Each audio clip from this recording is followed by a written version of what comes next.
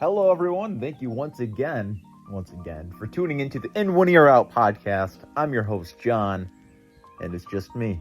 But I'm back after what seems like a very long time, and the 14 subscribers that we have certainly have been waiting a lot longer than it seems they should have been, which is true. It's been about 4 years since we've done a podcast, and at the time being, it's just me at the time, unfortunately. But nonetheless, we're going to keep going with what we got. If those of you that were still here from the last time, or any of our new viewers or listeners, basically back in 2020, we started this podcast with a couple other members. We had different ideas or maybe greater ambitions. But what ended up happening for me is that I actually started my career in business. I believe it was April of 2020 that we kind of stopped. I think it was maybe even mid-May.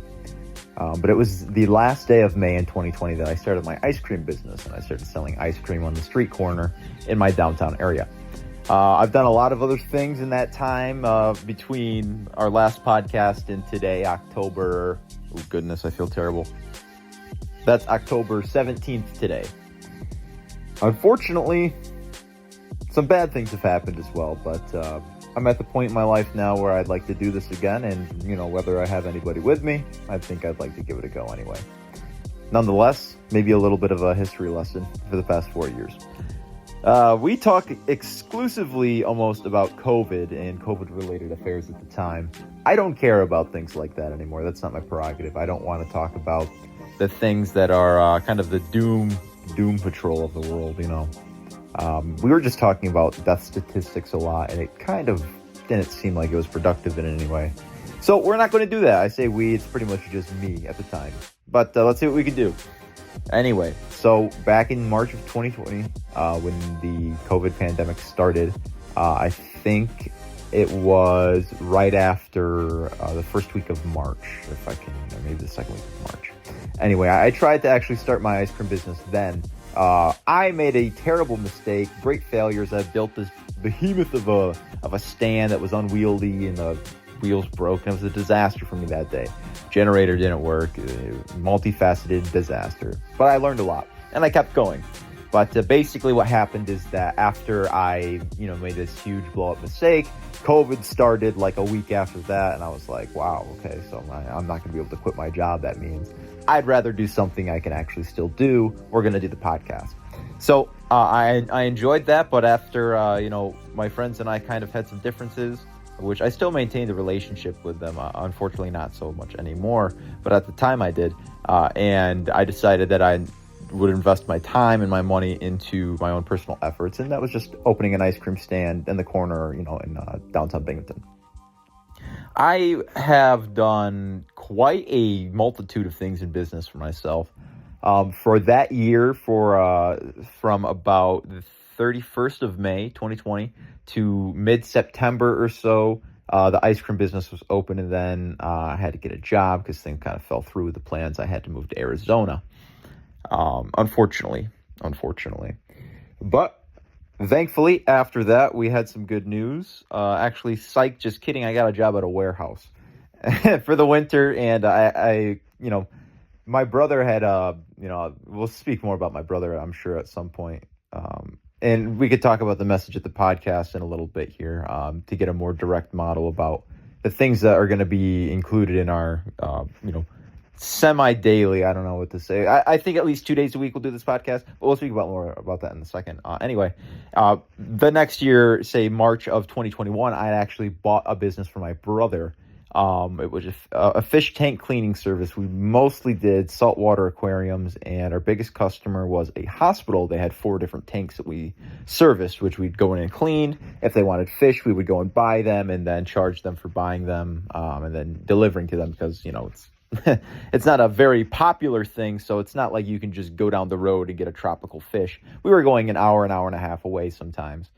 So it was certainly worth it for them, especially a high commodity that is a fish tank. They can definitely afford it if they're, able to support a fish tank. They can pay the, whatever transfer fee. So it was very lucrative. We made a lot of money. I enjoyed that. I wasn't very knowledgeable with that because it was paired with my business partner. He was mostly involved with the fish tanks. I was mostly involved with the ice cream. We did those in tandem. I won't share a lot of the details between my business partner and I at the time because he's no longer a business partner of mine, and it was kind of a bad deal that promoted this relationship that we have now, if you could even say that. I haven't spoken to him in years, unfortunately. Fortunately, maybe. Regardless. From then, over the summer, I worked at a beer tree. If people are in the local area, I'm going to speak more about Binghamton in the local area in this podcast now, because we're going to have an opportunity to meet some people that are strictly developing Binghamton, or that have their assets or their combined wealth and all of their network in Binghamton, so they have plenty to say. Those are just the people that I can most easily access for a professional to be put on our podcast, in a way to say. It's going to be more centralized around Binghamton and the people in our area, so hopefully the people local in Binghamton can find that this is a podcast they want to listen to. Furthermore, about my career in business, we worked at the Beer Tree in Port Crane. Those of you that know where that is, it's kind of out of the way from where downtown Binghamton was. We basically lost about 80% of our clientele because, one, they didn't know where to find us, and two, a lot of our clientele were people that either lived in Binghamton, did not have access to vehicles, or they're not going, which I think from downtown is about a half hour almost, or like 20, 25 minutes. I wouldn't say that. Maybe about 20, 25 minutes. I want to say it could be.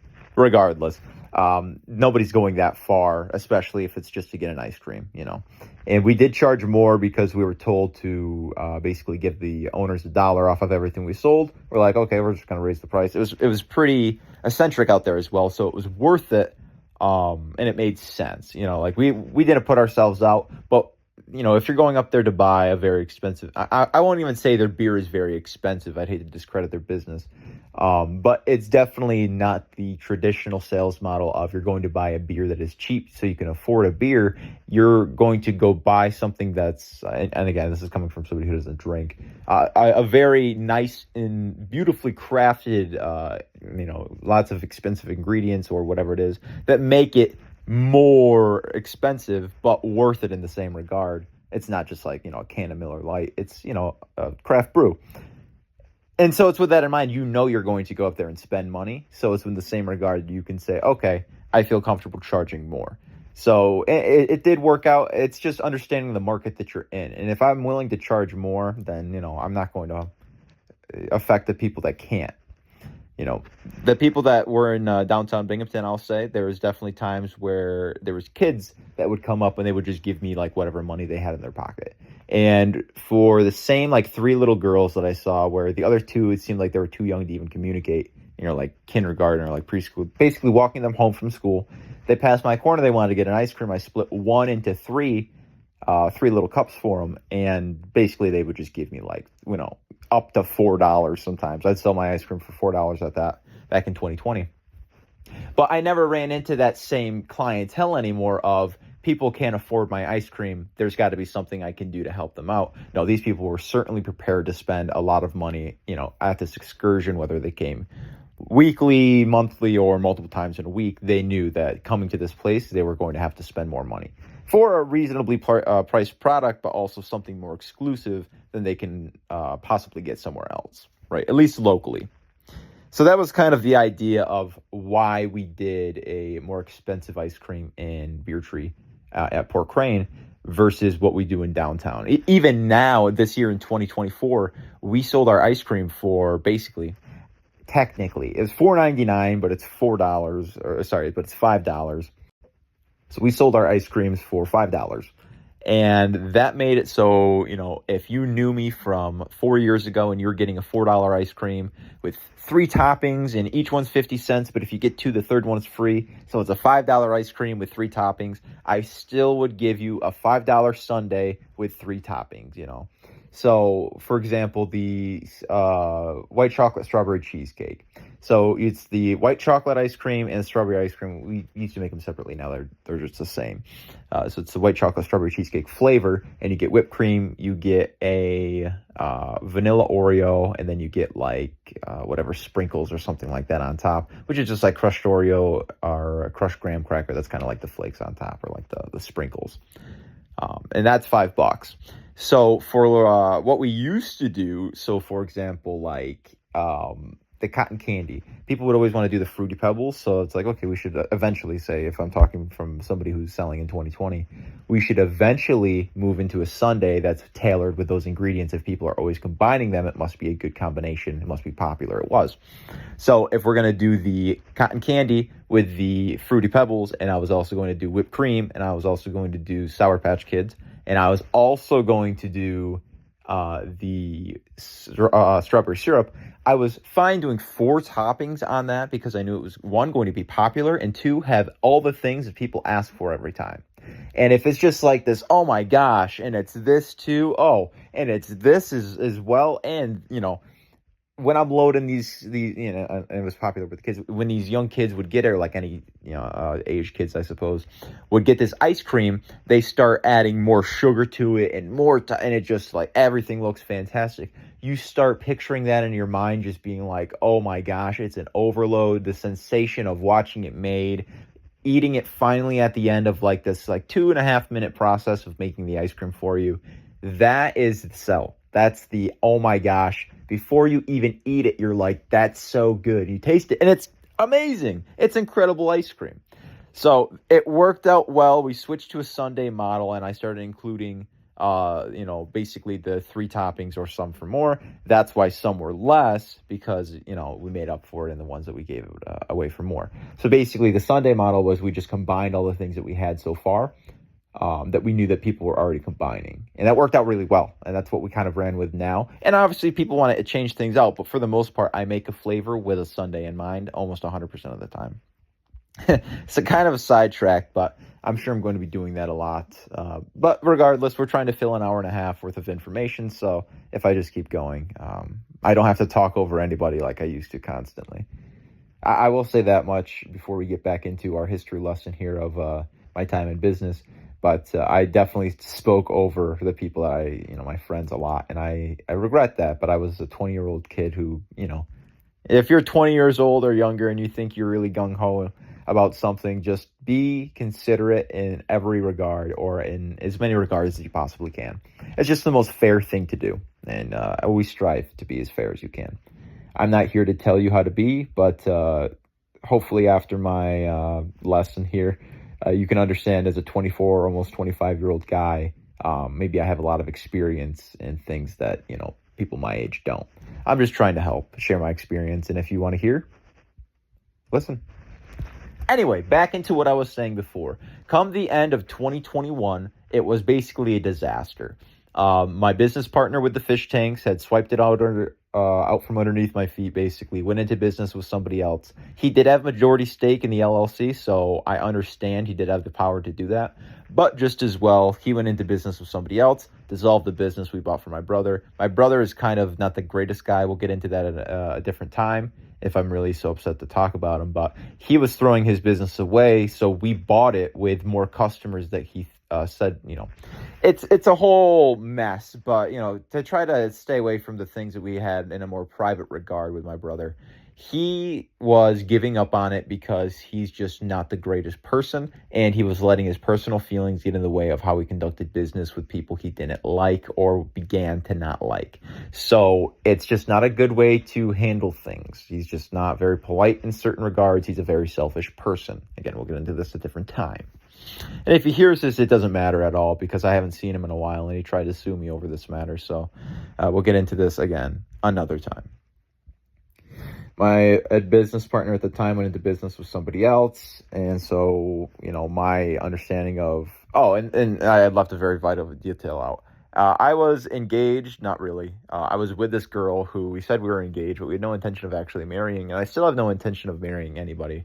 But getting into a relationship, having children with this person, and being in some type of union, as long as it's not like a legally binding marriage where you need like some type of prenup.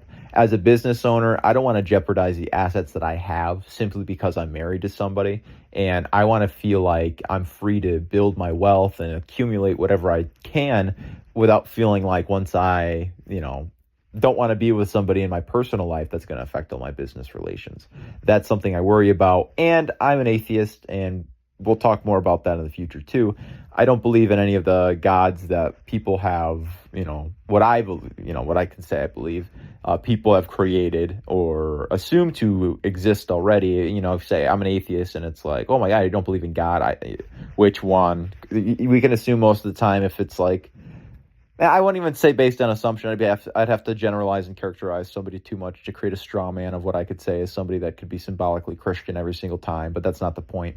To say, what God do you not believe in? It's, the Christian God. We live in America. Majority of the people that are religious here are Christians. But I do believe, I've said this before, that with my generation, which is the Gen Z, like I said, I'm 24 years old. I was born in 99. I'm Gen Z, like pretty much by definition. I think it's like 95 to like 2005 or something like that. It's like Gen Z, and then you get like Gen Alpha, it's like 2010 or something. I'm not going to say because I don't know with certainty. And the entire purpose of this podcast is to avoid misinformation. That is still our pure, unadulterated model. We want to avoid misinformation. What I'm telling you is the most basic level and straight from the horse's mouth as I can get, because this is my experience. If I'm ever wrong about something, I will do my absolute best to correct that, because the entire point of In One Ear Out is from one source, the correct, right, truthful information, through our ear, out of our mouth, straight directly to you, without any type of censoring, without any type of forethought that would give it a spin or a base that would not be the truth. So that's the intention of all the words I speak. If I'm ever wrong, please let me know. I will correct myself, because that is the entire basis of what we're trying to promote on this channel. So thank you very much for that. Again, back into our history lesson. So I had a girlfriend at the time. We were engaged, not really, but that's besides the point. And her grandfather had passed away on the day of a very specific event in Binghamton known as the Speedy Fest, which is very big. It's probably the biggest event that happens every year. Thousands of people go. There's like a 3-day event, and there's a concert and just a whole ton of vendors. It's great. And we were able to get in for $500 for food vendor, which we usually do about $3,000, or we usually have to pay $3,000 to get in. But it was $500 for us because we're like a new business. He wanted us to go, and that was a great incentive. So it's like, wow, $500. Yeah, we're in. I basically chose, and I 100% understand that I probably could have still done the Speedy Fest, but mind you, her grandfather was basically like her father. She had a terrible relationship with her actual parents. Her mom was like psychotic. Her dad was an enabler. She didn't want to be with she didn't want to be with her parents. That's part of the reason she didn't want to get married. Again, this is information that if you know this person, you don't know this person. So I'm not really worried about sharing this. The 7 people, if they happen to tune in, I won't use names or terrible specifics, but her grandfather died on the first day of the Speedy Fest, and I chose to go and spend time with her and her family to comfort her, because he was dying of cancer for the past, couple months. It was very difficult for her, and the next couple weeks were, this was tough to say. It was difficult for me, but it was harder for her. And I knew that my pain was never going to outweigh how she felt. So I could never complain, and I could never bitch and moan to say that I didn't receive the care and comfort I needed, when at the time I simply just needed to exist for her to feel better, because she basically lost her parent figure. She was like 89 or something like that, or 86 maybe. Again, in his mid to late 80s, or 83. So I feel bad. Again, this is irrelevant information, but it's important to us to get it right. So he was at least 80 years old, or older than 80. So he wasn't 80 or 81.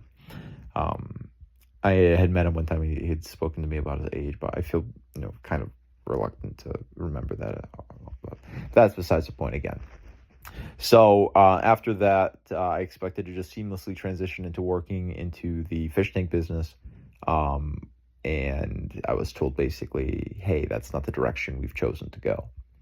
I was like, oh, okay. At first, I thought, I was just like, oh, whatever. I don't really know what I thought at first. But then I kind of doubled back, and we're going to try to avoid any brash language. By that, I mean swearing or cussing, and for the most part. But there certainly will be some times if we're trying to get the truth out of, what exactly the quote is. Obviously, hate speech is a certain, one, we would get banned for using it, but we're not going to allow anybody to use those words, the F word or the N word or anything in those regards. People aren't going to be using that on this channel, and if they do, we're going to strictly condone them for that behavior. So, furthermore, the words that I had used to say to my business partner were directly this: "You're fucking me." And that conversation got out of hand pretty quick. Not because of what I said, but because that was the truth. Yeah, that was 100%. He was taking me for a ride. I'm not going to give the specifics of the situation, but I had basically peeled this guy off the ground, restarted his life for him, gave him a place to live with my parents in 2020 to work with me in the ice cream business. And then the year after that, we kind of doubled and both did a separate business, but, collaborated a lot. I also had another business partner, and I was going to fire him, but he quit before that over the winter in 2021. So I think that was back in before March, I want to say, of 2021. So, he was involved in the business, but he wasn't anymore. But he was a great friend of mine from school. So I'll talk more about him at some other time. Maybe I'll even give you guys his name. Regardless, again, so back to what happened. I was just the most bitter person on the planet. I started working for my mom after that because she had a business, which I will say it's wellness centered. If anybody's familiar with wellness centered, it started off, she started, I think, in the same year that I started my business, but she wasn't like ripping and roaring at the same time. She opened a office building in Johnson City. I think it was right off of, I forget what the road, Harriel Drive. But it was like a really bad location. She'll even admit this. It was a cool building, but the way to get there, it was up a hill, kind of in behind the building was where you would park. And so it was really difficult to get into. And, it was on the second floor, and you can only access it from that kind of out of sight parking lot. So she only had 3 windows to advertise anything for her entire section of the building. It wasn't great, but I tried my best to get events there. We did have some cool stuff go on there. I got pictures and whatnot. I kind of ran the store for a little bit. It was fun. But we had some differences of business that, eventually I decided not to work with her. But that wasn't because of anything that was catastrophic with my business partner. It was more so just I'm going to do something else. But we did develop a fair together, which we still do, which is the Holistic Health and Wellness Fair. And next year will actually be our 4th annual fair, which it's kind of a big deal for me to be able to say that. We'll get into that at a different time. But I've overcome a lot. And so I'm just happy to say that some of the things that I've put a lot of time into, or that I used to put a lot of time into, are still around. It's like the fruits of your labor. It's good to see. So we did the fair, and that was in 2022, I think. It was our first fair. I did not sell ice cream at that fair that year, but every year since I've sold ice cream.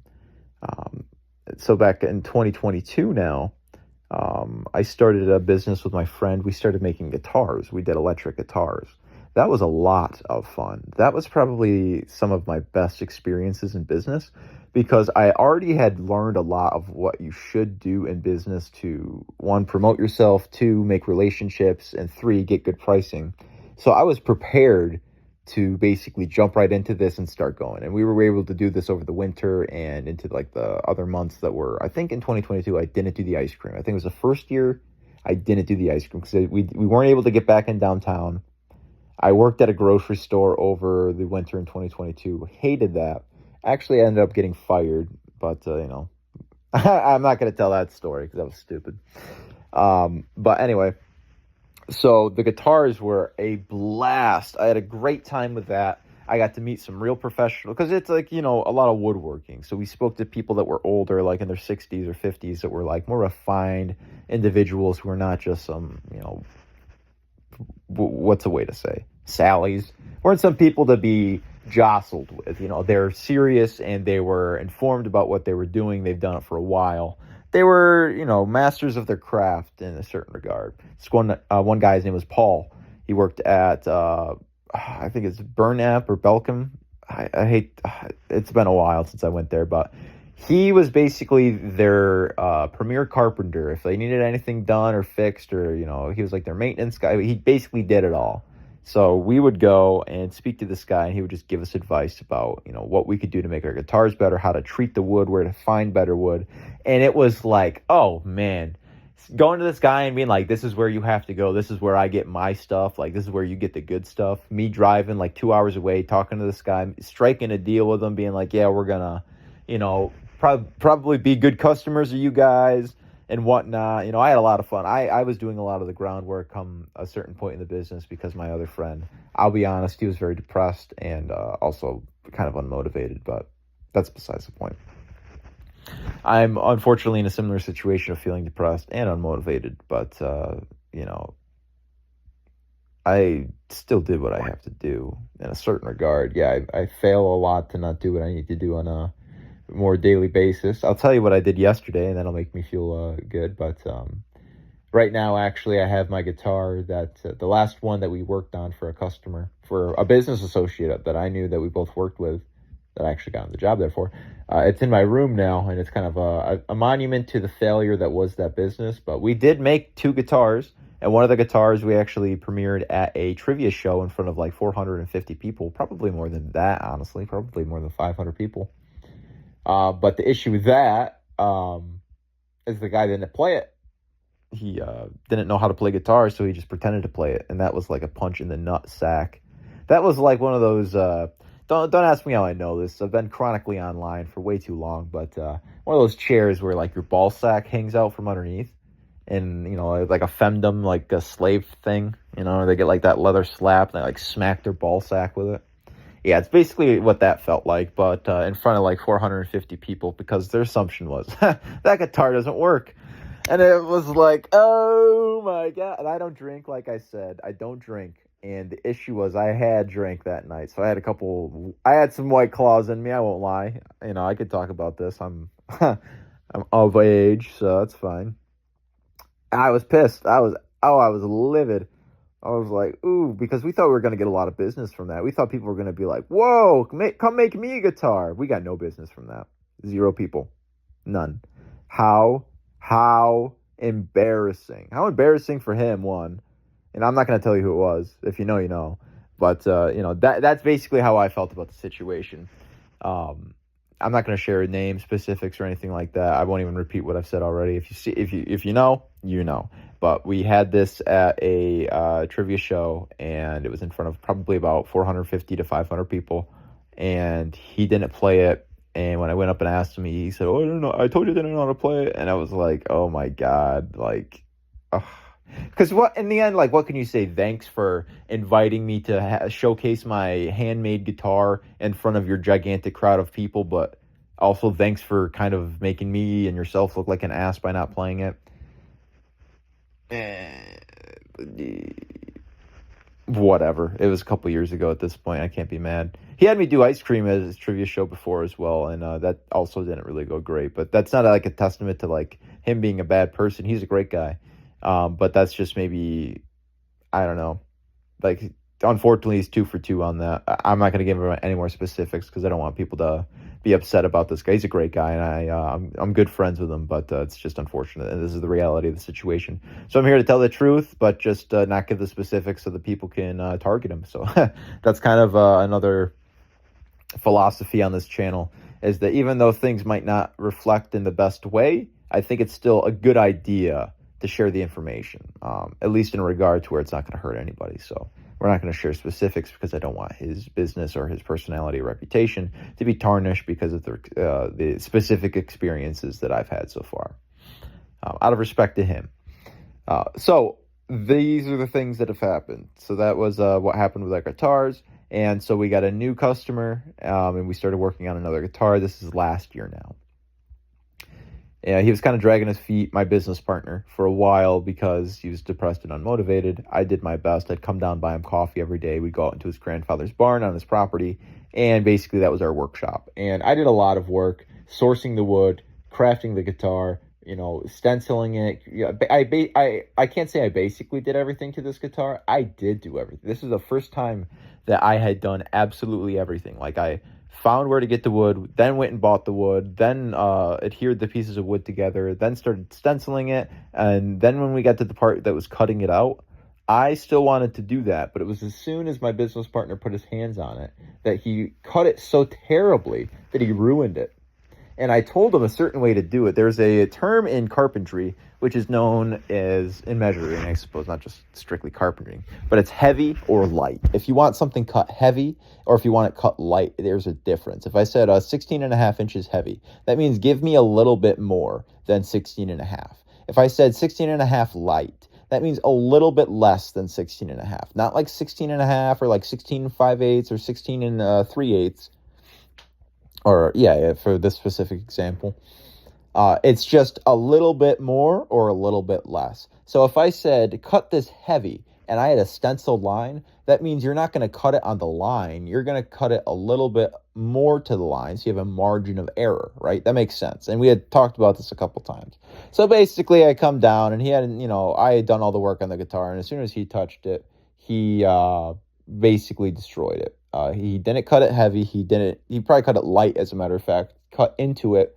So that means that this, hardwood, this double slab, looking at it right now, this double slab dark, or what is it, black walnut or dark walnut, whatever it's called, black walnut hardwood, is now irreversibly chunked out of, and, the shape that we want is forever not going to be correct.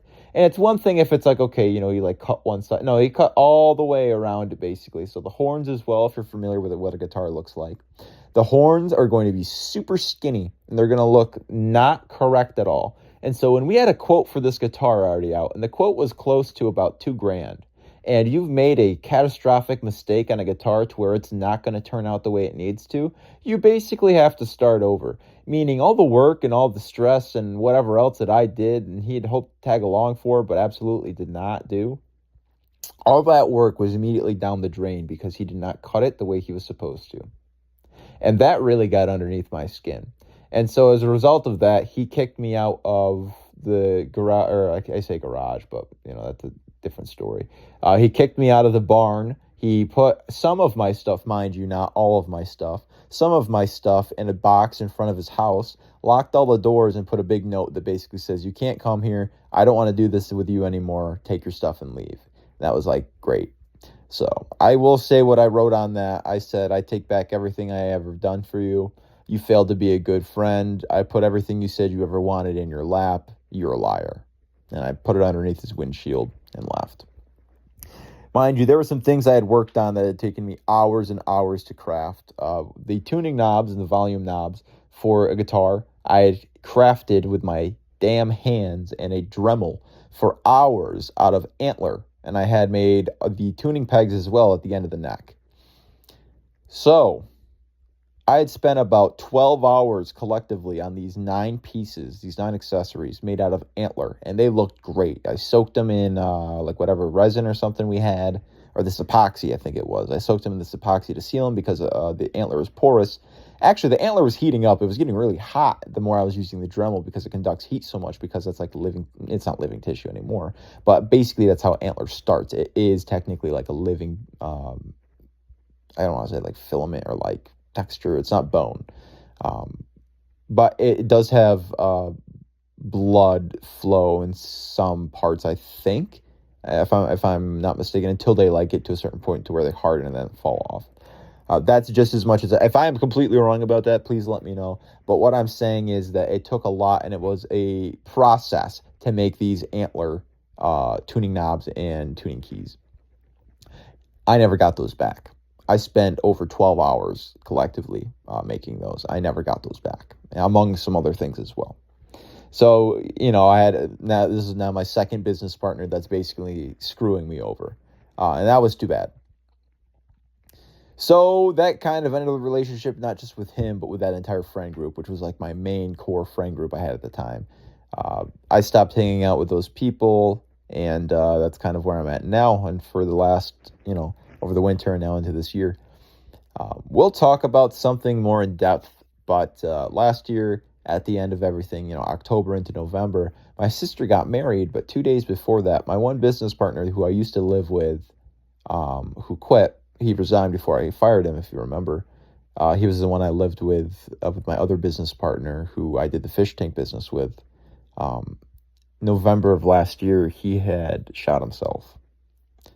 And he was one of my best friends. I hadn't talked to him for about 2 years before he had done that. Um, so it was devastating for me, basically. And I, thankfully, whoever found out, my family, I think they told my mom at one point. My mom had waited 2 days after he had did that, one day after my sister's wedding, to tell me, which I'm very grateful for, because otherwise that could have destroyed my experience for my sister's wedding. I'm very happy for that. But nonetheless, I still feel in a certain regard that I have not fully recovered from his passing, because he was only 22 years old and he was one of my best friends. Not seeing him for a while, and also I'll have a whole probably dedicated video just talking about my experiences with him, because he was a great guy. He was hilarious, and I loved him very much. But I had basically, with my business partner at the time back in 2021, we saw he wasn't well, and we went to his parents and told them that, we worry about him and you should maybe go and speak to him because, we're worried that there's something he might do. And at first he was very upset by that, but then, when I got a chance to speak to him, he ended up crying in my arms and, telling me some information about how, yes, in the past he had planned on hurting himself, and, I never expected that. So that was very difficult to see and to hear, to find out that, basically 2 years after that, he actually went on to do something like he did. That was difficult. I will say that's probably one of the most difficult things I've had to deal with in my life. And myself, actually, I had attempted suicide 4 years ago, or has it been 5 years now? Actually, it's been 5 years. Um, the 9th of September to the 21st of September, I was in a hospital, whether it be a mental hospital or a regular hospital, back in 2019. And this is before I started my business, actually, so this isn't on our timeline. But hopefully this explains a little bit more about the experience I have in just general, say, the hardships that I've overcome and what they've taught me today. So I had crashed my car, and I had attempted suicide. But I didn't die, as you could probably tell. Hilarious, right? And I learned a lot, but 2 months later, I started my ice cream business. I filed my DBA. I got the permits that I needed to a month after that. I ordered the machine. I think I got it. I think I ordered the machine actually in October, so you could say like a month or so after I attempted suicide, I started my first business. It was great. Yeah. Anyway, so where are we now in our timeline? It's 2023, and my friend had just passed away. It was very difficult. So I really didn't, I did Uber at that time, and it was really difficult to do Uber. Not because it was like, twofold. One, because I live in a college town and I was driving even further, actually like an hour away, to another college town. But because it was over the holidays, there was no kids that needed to Uber. So I really wasn't making a lot of money. But then because of what had happened and I needed some counseling, I went to New York City to get some brainwaves and whatnot, scans and all these things. My mom was just trying to help me out. So she's like, there's more we can do for you.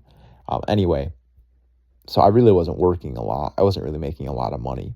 So come like the springtime, I restarted the business. So I consider like it's just like a whole blur for me. Like I don't really remember much. Thanksgiving last year was kind of a blah holiday for me and my family. My mom had COVID, and my sister was pregnant, and we didn't want anybody to get sick. So we're like, why don't we just pick up the food and we'll eat at our own house? And it was like, I ate with like my dad in the kitchen while my mom was on the couch with COVID. It's just not the best. My birthday was like a couple weeks after that, and I just didn't want to do anything. And that was actually a really bad experience too. I don't know if I'll share really about that, but unfortunately I had a really bad experience on my birthday and the day after my birthday party. And that was just like not fair, So I consider the months after, say, like December, or say November, December, January, February, March, like April, it started kind of getting better. I consider that time to be probably the lowest I ever have been in my entire life. Like the lowest I've been, like financially. And, well, I mean, technically, like, I've been lower when I was like a baby and had actually like $0 at all, but lowest as an adult, and lowest financially, and lowest depressively. That was goddamn hard, my guys, my fellas. I don't know what to refer to my audiences. I just hope that everybody gets along. This isn't a place to spread hate. This isn't a place to embarrass yourself with what you don't know about the intricacies of the world. So don't share your conspiracy theory bullshit. Nobody really wants to hear you explain to the most basic of educated adults that the world is flat or that this or that. So we'll keep it at that. As far as this is a place where we're supposed to share some good information, and hopefully that will help people in the long run.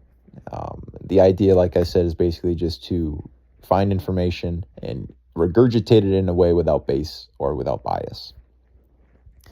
So here we are now in 2024, the springtime. I took on an investor, and basically since May into now, let's say maybe like a month ago, we did the ice cream. I just did the ice cream. I sold the ice cream, but he was an investor, my new business partner, my newest business partner. I had gotten a couple photographers this year, and they did okay. I got some young guys involved. The one guy I got involved was just like super immature. The other guy I got involved, unfortunately, just ended up ghosting me. He was going through some stuff as well. It's like, hey man, I get it, but I can't have people access the business Instagram accounts or Facebook accounts, and while they're like not responding to my messages. It's like, okay, we're gonna have to kick you off and change the password, and effectively you're fired from this time. That's too bad. And the one guy, I'll tell you a story about my first photographer, because this was just like super, one, hilarious, and two, immature. But he had a bunch of hickeys on his neck one time, and I was doing a free ice cream day, and I was doing, come down, or what was it? Yeah, free ice cream day. And for this day, it was, come down, take a picture with our photographer, and we'll post it online. We were creating a date night. So Friday date night, the idea from our first time was just come down and get some free ice cream. But every Friday night after that was buy one, get one half off. We're incentivizing you to bring somebody with you, and you'll get some pictures. Whoever is best dressed is going to be on our Instagram, and next week they'll get a free ice cream if they come on Friday date night. So it's like a good incentive for people to show up, dress nice. It looks good for downtown that there's people that are showing up in, a nice fashion, and they're looking good, getting some pictures. But what doesn't look good is that the thing you have to look at when you're getting your pictures taken has a bunch of hickeys all over his neck, who thinks he's so slick and sly that people in the basic of being like 18 and over don't know what a hickey is. So I have this group of people, and I know everybody in downtown. I know a lot of people in downtown. I'm the ice cream man. Everybody knows the ice cream man. The ice cream man remembers your name. That's kind of the point, right? So a lot of people expect me to remember their name, so I do. So I had this big group of people, and I knew most of them or all of them. And I had said something like, man, everybody knows. And he's like, what are you talking about? And everybody in this group in my line who's eating the rice, you start dying laughing. And he was like, what? And I was like, dude, everybody knows what a hickey is. Like, at least everybody who's buying ice cream or old enough to, like, know me to come and get some ice cream, like, knows what a hickey is. He's trying to convince these people that are, like, down the road working at one of the bars, coming out getting some ice cream on their break, that are you kidding me? So that was one of the issues that I've had. I hire some people that are immature. But that was a whole separate deal. I won't really say much about him outside of, like, the few experiences that I had, because, again, I'm not trying to get super personal and, like, put people on blast and become like a drama epidemic. This is just the experiences that I've had, and hopefully this will give you enough of an insight into my life to understand where I stand on certain issues, and also what I can provide, right? Don't discount me because I'm young. Learn about what I do so you can, treat me with a modicum of respect, hopefully, because that's what it's about, right? Respect. So I did the drag show, actually, at the Legacy Lounge in 20 Hawley Street, if anybody in Binghamton's familiar with that. The drag show, it's Hotbox 607. I had a lot of fun with that. There was also some drama involved with that, but basically I'll put it this way. Without revealing too much, because I'm trying to keep, I got information. I don't need people to be telling this to everybody, so I'm just going to say what needs to be said, and anything that's repeated, that's fine. I'm not going to share things that shouldn't be. So basically, I gave the drag show $500 at the beginning of the time I started working with them back in May as like, here's a sponsorship. Every time there's the show, say, yo, go get some ice cream and, post us on the poster that you make when you post it on like Instagram and Facebook. No problem. For $500, that's kind of like, they're not really doing much. For $500, he said it's for marketing. Their door guy. If you know, you know. I won't use names, but their door guy was basically their manager. So he's the person that I was working with. If I was, I'd give them money, he's the person handling it. So I give him $500. And mind you, I decided to do the drag show because I was working at the Legacy Lounge selling ice cream for an event that was already going on a Thursday, which is when the drag show happens. And the one of the managers of the entire building told me, hey, they're doing a drag show later. Do you want to stick around and do your rolled ice cream? And I was like, yeah, I guess so. The drag show started, the drag queens showed up, and they were like, oh my God, what is this? This is so sweet. Like, are you coming to the show? And I was like, yeah, I am. And they were like, oh my God, are you actually? And it did really good. And it was really great reception. It was indoors, and it was a very frequent thing for me. Once a week, I always have somewhere to go. People loved it. And I loved doing it, and every week I did it for months until about September or August, where I had something happen. The students came back from Binghamton, and basically they had a really busy night, their first night. It was like their student night. And I showed up later than I usually do, which is still before the show started, but it was later than they wanted me to show up, like by a half hour. I was making ice cream, whatever. I could say 1,000,001 different things to why it's not important to, the time that I show up, as long as it's before the show. Or the fact of the matter is that I'm paying to be there and you're telling me I can't be there because of things that were not determined at the time of me giving. Like, you took my $500, but you never told me that this was an issue. So it's like, if this is going to be an issue, then, maybe that would have determined me not giving you $500. And this might be difficult for... Like, I hope this isn't like a hard thing to hear for most people, but $500 is not a lot of money.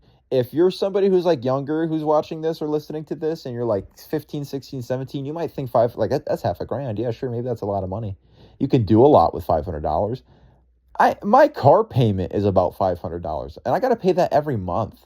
And that's just my car payment. That's not my car insurance. That's not my phone bill. That's not whatever else I have to pay. So just that's $500 a month. So it's like, whoop-de-doo. It's not that big of a deal. So for a one-time payment of $500, I'm saying at the very least, I think I should be allowed to, sell ice cream in the place, especially when it's not up to you if I'm in that building or not at that time. So again, without having to share information that I don't want repeated, I will just say that it was best that I didn't work with them going forward. So that was too bad. My photographer that had the hickeys all over his neck, I'm not going to use specifics. I actually got him working at the drag show for them, so he would take good pictures and whatnot. And he did take us some good pictures. But one of the things the door guy said to me was, I should be paying actually to get in. He's like, you paid $500 like back in May. That's like $1,600, or that's like whatever amount of dollars. I just misspoke. That's like whatever amount like per month every week that you've been here. So that's like rent is like nothing basically, because that $500 stretched across like the whole time you've been here is like so petty. And it's like, first of all, if I was paying rent to anybody, it would not be to you, it'd be to the venue. Like, why would I pay you to show up to I can understand, but that's just being greedy. And he was saying that I should pay at the door to get in. And I was like, okay, yeah, no.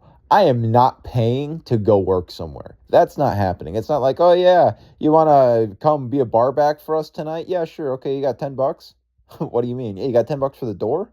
So I can go work? Yeah, bullshit. So he was upset that my photographer was getting in for free. I was getting in for free as well. So it was like, yeah, it was probably best that we just didn't work with a drag show. I was told that after they announced the ice cream guy wasn't going to be there anymore, that there was rampant boos from the crowd, and that people were very disappointed. I dropped off, or I had a new photographer at the time. Again, this guy doesn't work with me anymore, but he dropped off some business cards, and they never got to the person I gave them to. I'm pretty sure they just threw them away, which that's just like super disrespectful too. But whatever, I'm not worried about it anymore. So that kind of brings us to now, which I've started a new business, which is John's Breakfast and Lunch. The landlord for my mother's office came to my mom and was like, "Hey, your son does the ice cream. Does he want to see if he can do that here? Because, there's space in the lobby. Maybe he can sell food because some people have asked about food." And it's like, yeah, sure. Maybe you could do ice cream here.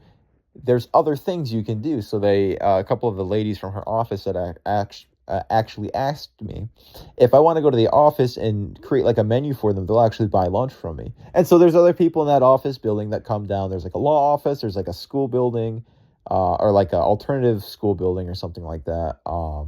There's like finance, some other stuff. There's a couple different offices in this building. And so these people will come down, they'll all get lunch and breakfast from me. And it's pretty good. It's fun so far. It's been nice to do something different. But that's in the morning now. And I've never really worked in the morning doing a business. I'm always like the lunch to like dinner, dessert after that late night type deal. Like the drag show went until 1 a.m, right? So it went from like 9, I think it started at like 10, and it went until like 10 until like 1 a.m. Sometimes later if people were still dancing. So I would do the drag shows every Thursday, and that would be late. Sometimes I do some other events at the Legacy Lounge on like a Friday night or Saturday night, and that goes late. Now all of a sudden I'm doing like 8:30 in the morning to 1 p.m. Like that is a complete reversal for me. So now I get to talk a little bit more about the issues I'm facing today and why it's important to bring up these issues. So what I deal with now is that I'm happy to be in Vestal, where it's 400 Plaza Drive in Vestal, New York. If anybody wants to come, it's open from most of the time it's Tuesdays, Wednesdays, and Thursdays, but I'll also be there tomorrow. So sometimes I add Fridays if I haven't been there a certain day. I had a doctor's appointment yesterday. I'll be there tomorrow. A little shameless plug for everybody. John's Breakfast and Lunch. Come check us out. Whatever you want. Give us a suggestion. We're still relatively new. I've only done this for about a month so far. So I'll take whatever you guys give me, and hopefully I can provide the best type of service possible. Come check it out. Love you guys very much. And I'm so happy to put my name on something finally, because my last business was called Vibes Rolled Ice Cream. And Vibes Rolled Ice Cream works, but it has no relation to me, personally. Like, it's not like the John Holmberg of ice cream businesses. It's just Vibes Rolled Ice Cream, which people love, people know me for. I do introduce myself as John the Ice Cream Man. That's the end of this shameless plug.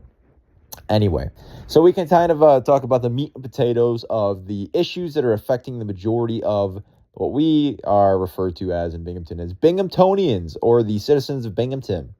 So those that don't know what Binghamton is, I'll put it this way. Anybody living in the United States should understand that New York and Pennsylvania border each other. To the south is Pennsylvania, basically along the entire latitude of the southern border of New York. I'm pretty sure it's a straight line, or as straight as the line they can get on a map. Anyway, Binghamton is referred to part of the southern tier. Binghamton is in Broome County, and Binghamton is technically called the Greater Binghamton area, which encapsulates about 7 or so, maybe 8 or so cities. I'm pretty sure it's Endicott, Endwell. There's the city of Binghamton. There's also the town of Binghamton, if Inception gets you going. We have Vestal, we have Johnson City, and I believe we have, maybe Owego is also part of that as well. I think it's part of Broome County. It might be a part of Tioga County.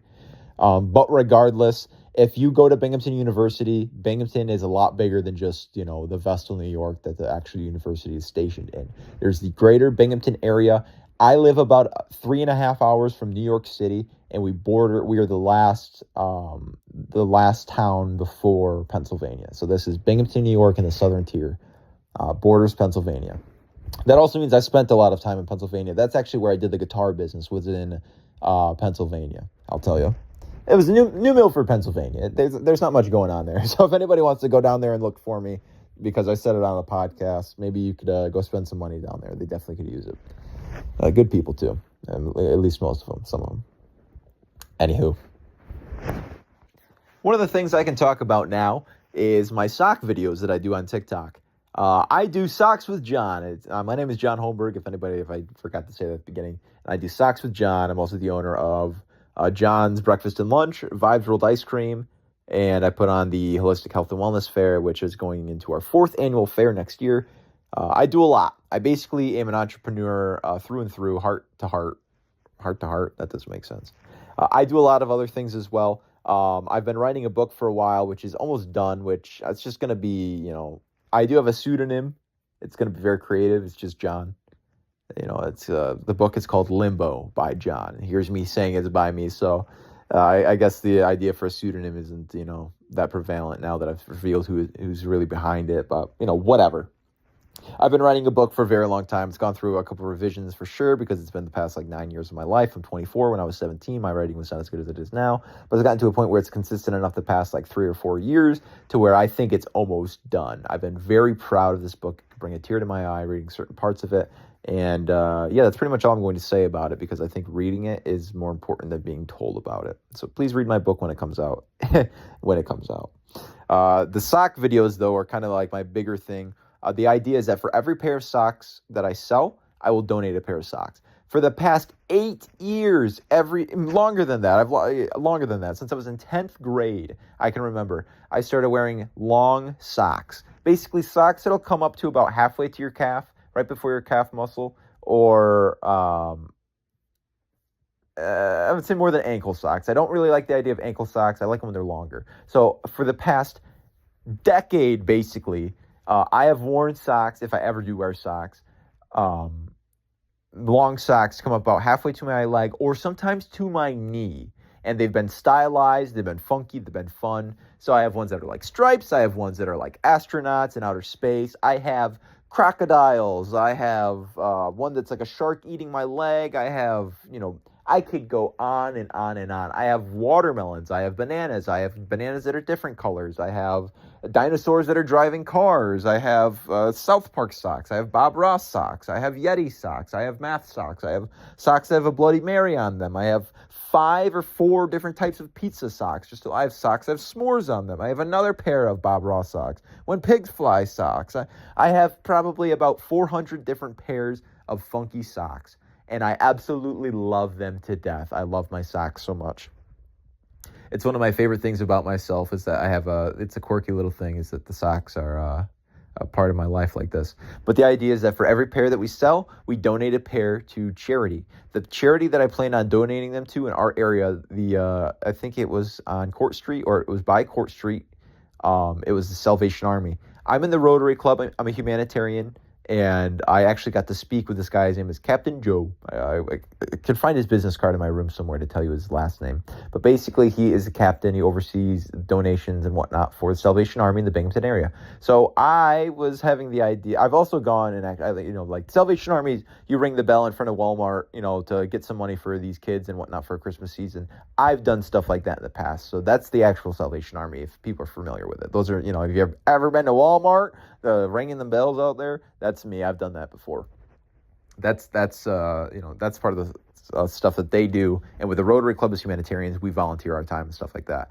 I haven't been very active in the Rotary Club for probably about a year and so, simply because, there's a couple different reasons, but I'll put more simply because I've been very occupied worrying about my business outside of doing volunteer work. I think that's pretty obvious.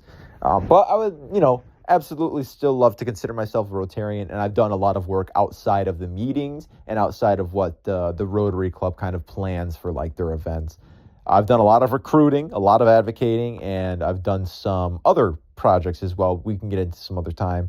One of the things I'm more proud to say, which might get underneath some people's skin, but I am proud to say, is that I was able to help get some money, some funds, and some equipment to Ukraine.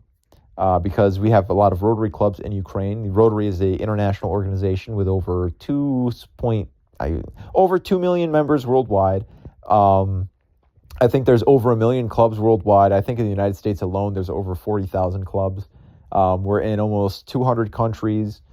So we were giving money basically to the Rotary clubs in Ukraine to basically help their communities, help themselves. And I believe there was an individual who I was able to contact just from advertising online, like, hey, I'm here, in whatever fashion, to help collect resources for the Ukraine war. We are a humanitarian organization, so we can't necessarily give them guns and bombs and ammo or whatever else, but we can give them things like medical equipment. What I was able to procure, somebody was a retired photographer, and they were able to send their drone equipment, which, whether that was going to be used for the war, which, he said reconnaissance, which that was really towing the line of what we could do.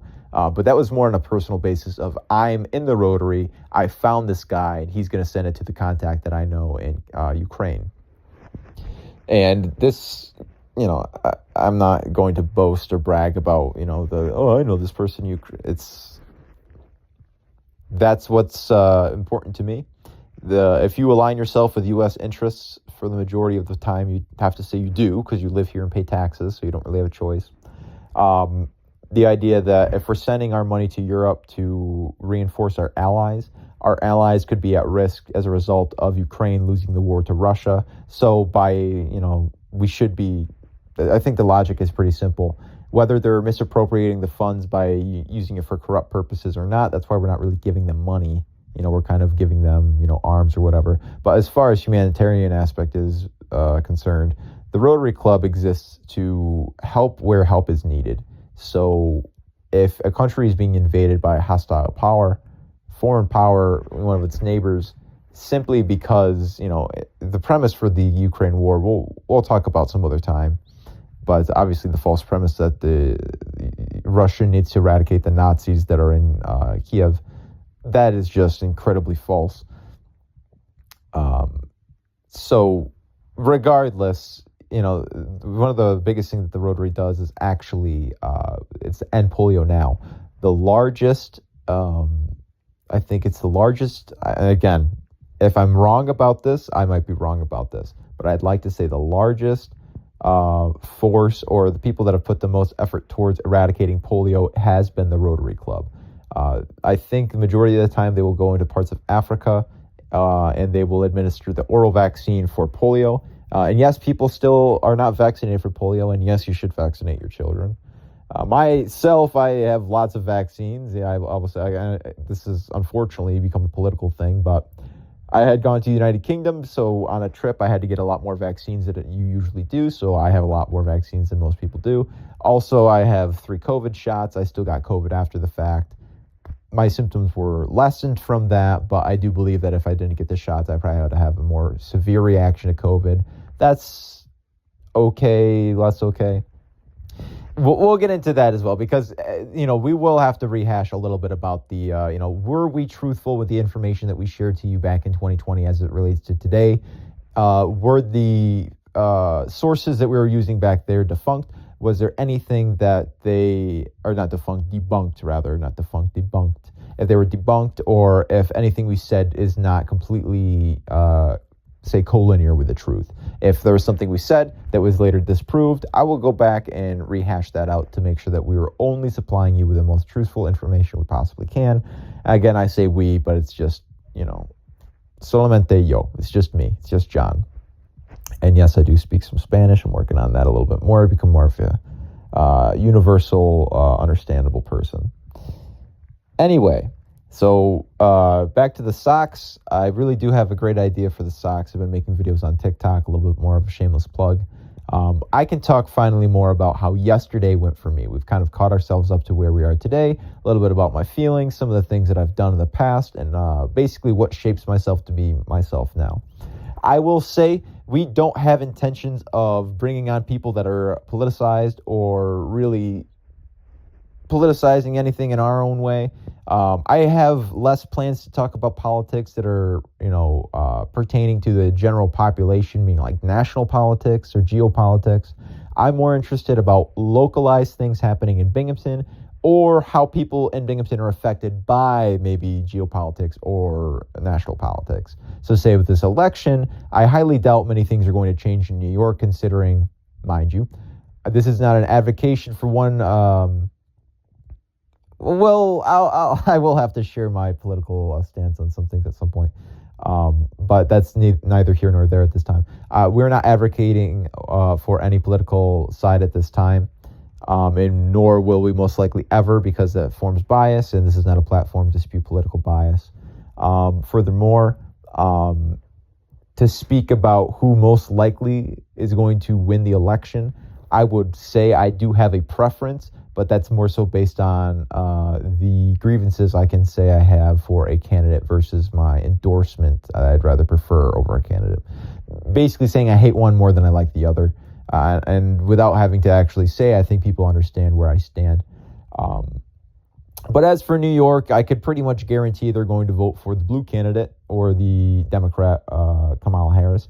And my prediction is that she probably will win as president, meaning that not much is going to really change for New York. I can't really see a lot of her policies affecting people directly in Binghamton. If that's the case, if it's for better or for worse, I'll stand corrected when that time comes. I'd like to be corrected for the worst, for the better, if for the worst.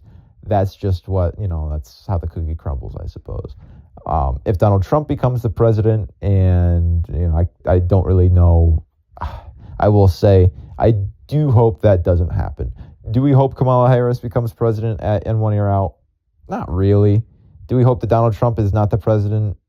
Yeah, kinda. Mostly just because, based on facts in the past, hopefully this doesn't really get underneath people's skin. But we never got to report on this because our podcast ended in 2020. But later that year, beginning of the next year in 2021, obviously everybody remembers January 6th, the insurrection. That was just absolutely disqualifying in all regards for me. Any other grievances we could say that we hold towards a candidate, say, oh, he's racist, or if he says this or that, you could say that you don't like something about him. Sure, go for it. But I think based solely on the fact that he incited an insurrection to overthrow the government based solely on the lie that he won an election that he clearly lost, that is just too much of a factor of, okay, the idea that this guy is going to probably try his best to hang on to power when he shouldn't have power, or in a more refined way, say he's going to become a dictator. I think that's more likely that he's going to try to do that than not. And so for that alone, I can't say I'd like to endorse him or that I'd even like to see him in politics again. So that's just the fact of the matter based on that alone. There's not really a lot of argument to be had in that. You can't say that they weren't there to do what they were going to do, which was probably to kill all of our Congress members or House representatives, and I guess it's all Congress, but I think they're in the chamber of the House. Regardless, I don't think that's the right thing to do, and so I can't say that I agree with that, and I can't say that somebody who's tried to take over the government in the past won't want to do that again. So with that alone, especially living in New York, I don't think much is going to change with the possibility, the most prominent possibility being that Kamala Harris is going to be the president of the United States.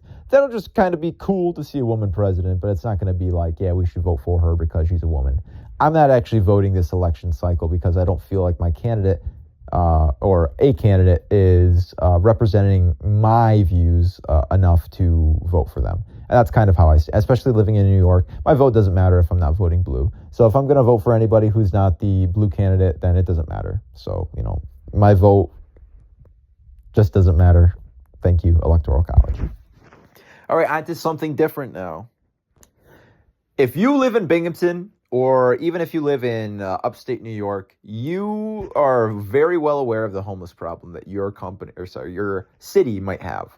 So if you live in Ithaca, you know very well that there is a homeless problem. I think they call their portion dedicated to their homeless encampment. I believe they call that the jungle. Actually, I know they call that the jungle because I used to Uber up in Ithaca, a lot of the Cornell and Ithaca College students and Tompkins College as well. So these kids, they didn't really have to deal with the homeless people as much. But me as an Uber driver, if I'm driving past these people on a, very consistent basis, 6 times in the same day, I'm seeing the same person on the same corner, you start to understand that there's a deeper issue. Right? It's not just somebody doesn't have enough money, they can't pay their bills, they become homeless. Yes, sure, that is a path to homelessness, and yes, that does happen in this country. I'm sure of it. But I can't feel bad for some people when they don't have a job and it's only their fault. It's not because they're mentally disabled. It's not because they're physically disabled. It's not because they, X, Y, or Z.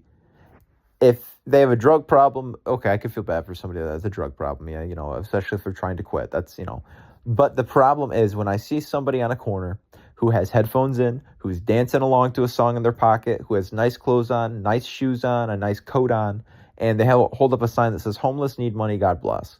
It's like, if you're going to try, at the very least, to compose yourself to look like a human person, why don't you just do the extra step of walking down the road and say, hey, car wash, I hold this sign on the corner. Why don't you just pay me to hold your sign on the corner? Because that's the ease in which somebody can get a job in this country. I spoke to a police officer yesterday. It's a supervisor of police department in downtown Binghamton. I won't give you his name because it was a more private conversation. And I'm sure that at first, when I initially introduced myself to the police department, they did not want to give me the information at first because they thought I had a different agenda. So basically, 3 days ago, of my knowledge, because it was 2 days ago yesterday, so 3 days ago, the police department in Binghamton broke up a homeless encampment on Robinson Street in Binghamton, New York. They broke it up because they found, I guess they got reports there was a dead body, and they found a dead body in the encampment, so they had to go and break it up. A lot of people that were not homeless were upset on behalf of the homeless population because they were not allowed to be there anymore. They said, obviously they have a right to exist. They have a right to be somewhere. Yes, they do have a right to exist. If you're homeless, it's not like you should just be arrested and thrown in jail, or that you should be killed and gotten rid of, or expelled from this country, or expatriated, or whatever, because you're homeless, because you don't have a place to physically reside in. That's just not fair. That's personally how I feel, and I suppose that should be the stance of any person that has a soulable conscience. The atheist saying that somebody should have a soulable conscience is hilarious, right? Anyway, but basically, their first thought was that I was somebody, because I had gone down yesterday. I spoke to the city clerk's office, and I set up a meeting with the councilman to discuss further what we could do about the homeless population in downtown, and how I can stop being harassed as a business owner, and how we can help these people so that I don't have to be the person to intervene, and I don't have to act like a police officer. I can act more like a business owner. I can be an ice cream man, right? Basically, my first interaction with them was, hi, I'm John Holmberg. I'm a business owner in downtown Binghamton. I wanted to ask some of the police officers here what they plan on doing about the homeless population in downtown. And the first guy told me, again, I'm not using names. This is just this is what happened to me yesterday. If this does not reflect kindly on the police, this is how they treated me. If this gentleman did not, or this officer, this gentleman did not want to be treated, or did not want this to be known, he should not have treated me like he did. I said pretty much verbatim what I said. I said, my name is John Holberg. I'm a business owner in downtown. I wanted to know what the police plan on doing about the homeless population in downtown Binghamton. That's pretty much verbatim what I said. He told me, yeah, why don't you take them with you? Mind you, this is over an intercom, because I was told by the police that were sitting by the metal detectors, because it's a city building, so you have to go through metal detectors.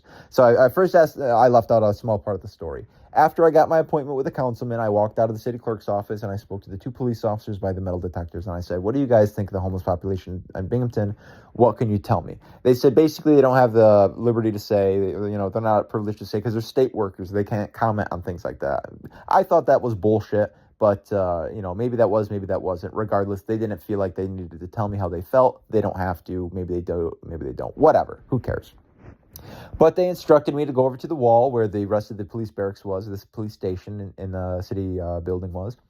And they said, press the intercom button on the wall and you can talk to one of the officers. So that's what I did. I recited what I said once again, and the officer told me to take him with me. And I said, I think you're misunderstanding. I'm being harassed on a constant basis. I want to know what you guys are going to do about that, basically. And he told me, yeah, you can take them with you. Just take them up to your house. And mind you, I was like, okay, I think you're getting the wrong idea of why I'm here. I'm not here to criticize you guys about what you did or what you haven't done about the homeless population. I'm a business owner. I've spoken to business owners in the area, and we are all dealing with a similar problem. The only thing is that I'm more directly affected because I don't have a storefront with walls, with a door, with chairs, and with a counter I can hide behind. I'm on the street corner standing behind a table on the sidewalk, right? So it's not fair to me, most of all, that when you guys aren't police, and mind you, these aren't things I said. This is more how I felt. I have a more direct report of what I said exactly, simply because I wanted to keep everything in line.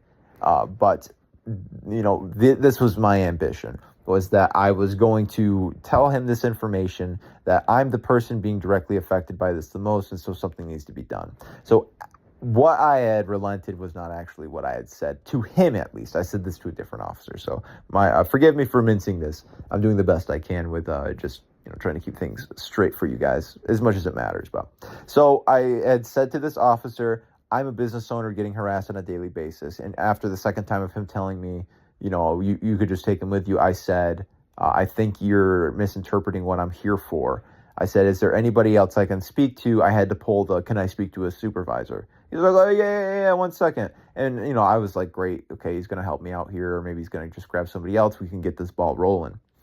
And he made me wait for about 15 minutes, and he was like coming out, because mind you, I'm behind this big glass wall, and, he's not like face to face with me, so he can just go like behind something and like, wave.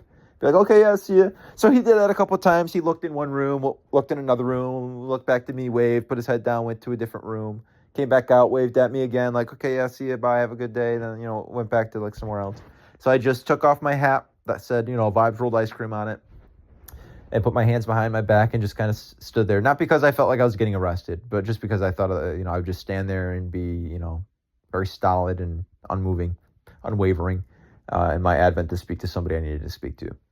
So finally somebody else came out, and it was a supervisor. Again, I won't use the name. I won't say what name is of the officer out of respect for him and his privacy. But basically, his first thought was that I was here to give them an earful because 3 days ago now, they had to break up that homeless encampment. And they've been getting calls similar to the notion of, you guys should not have done that because they deserve a place to be. I'm not going to say my personal opinions on the matter of if I think they deserve to be in Robinson Street personally. I want there to be somewhere they can be. But you got to understand, if there's a dead body, that can imply that everybody there is hiding up a crime, because that is a crime scene. So if there's a dead body, they need to report that. And anybody who knows there's a dead body and is not calling the police to do anything about it is guilty by association. That is how the law works. And so all those people could have been arrested, or maybe even were arrested, or a good amount of them weren't, or whatever. If they have plausible deniability, if they can say, oh, I had no idea that, that was rotting away in that tent for the past 2 weeks. I had no idea.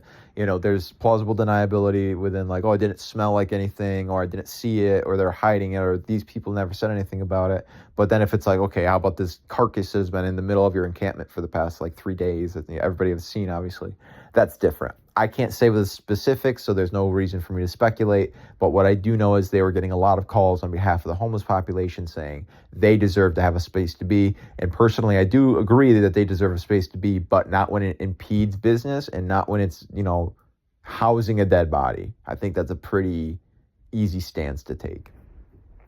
So further and more in this conversation, I basically laid it all out to this gentleman. I laid it all out to this supervisor now, this police supervisor. And I basically told him everything I knew about everything. I told him all the business owners that I know. I know that all the business owners are being harassed. I know what the police officers have told me, because they say like what certain times and whatnot that or what they're able to do in downtown. And I know what the mayor thinks. So it's like, I know what the city clerk's office thinks. That's where I just came from them. We've had meetings about this. I'm having more meetings about, actually, we haven't had meetings about the homeless.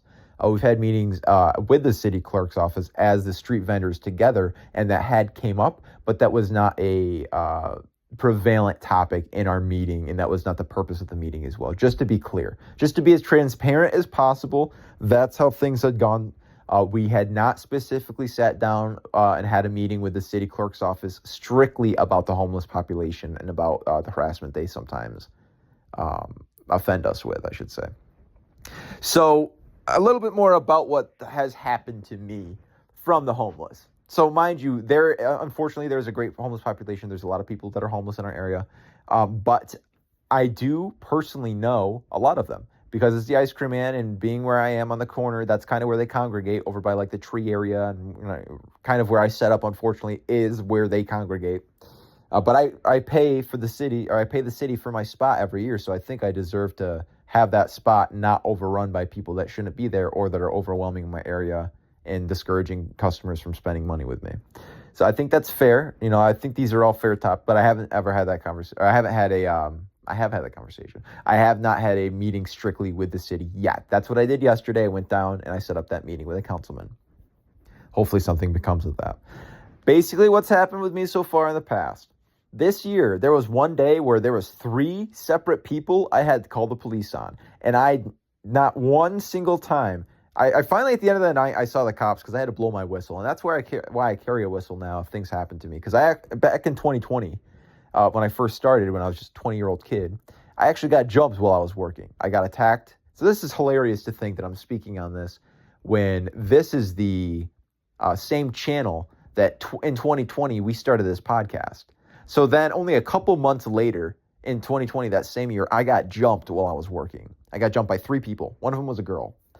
Apparently, I got hit with like a motorcycle helmet in the back of my head or something like that. I got pushed over some rocks. I still have some scars on my knees. They broke my nose, beat me up good. One of the bouncers from a bar from the area came around. And he was like throwing them off me and helping me out. That was just a bunch of bullshit. That was really too bad.